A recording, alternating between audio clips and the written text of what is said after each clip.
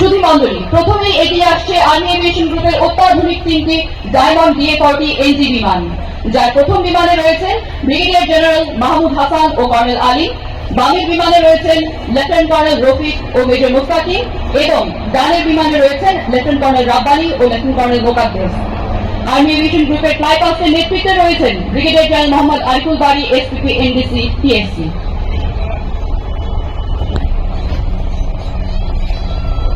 প্রথম হেলিকপ্টারে রয়েছেন কর্নেল নিয়াজ ও লেফটেন্যান্ট কর্নেল রায়হান, বামের হেলিকপ্টারে রয়েছেন লেফটেন্যান্ট কর্নেল হাসিব ও মেজর সাফাত এবং ডানের হেলিকপ্টারে রয়েছেন লেফটেন্যান্ট কর্নেল রাফাত ও মেজর কামরান।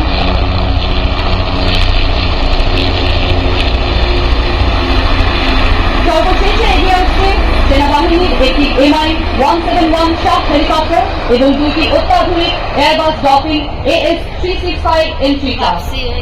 প্রথম হেলিকপ্টারে রয়েছেন ব্রিগেডিয়ার জেনারেল আরিফুল বারী ও মেজর ওয়াসিফ, বামের হেলিকপ্টারে রয়েছেন কর্নেল শাহিদ ও লেফটেন্যান্ট কর্নেল আমান এবং ডানের হেলিকপ্টারে রয়েছেন কর্নেল সোহেল ও মেজর রফিক। আজকের আর্মি এভিয়েশন গ্রুপের ফ্লাই পাস্ট ভূমি থেকে নিয়ন্ত্রণ করছেন মেজর মোহাম্মদ জাহিদ হাসান, মেজর সাখাওয়াত এবং ক্যাপ্টেন হাসান।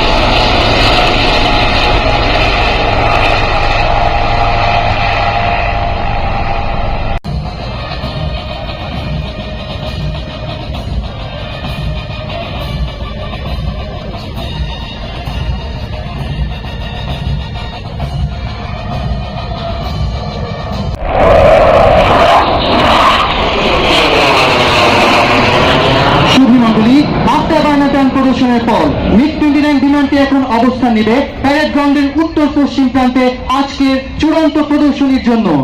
বিমানটি প্রদর্শন করবে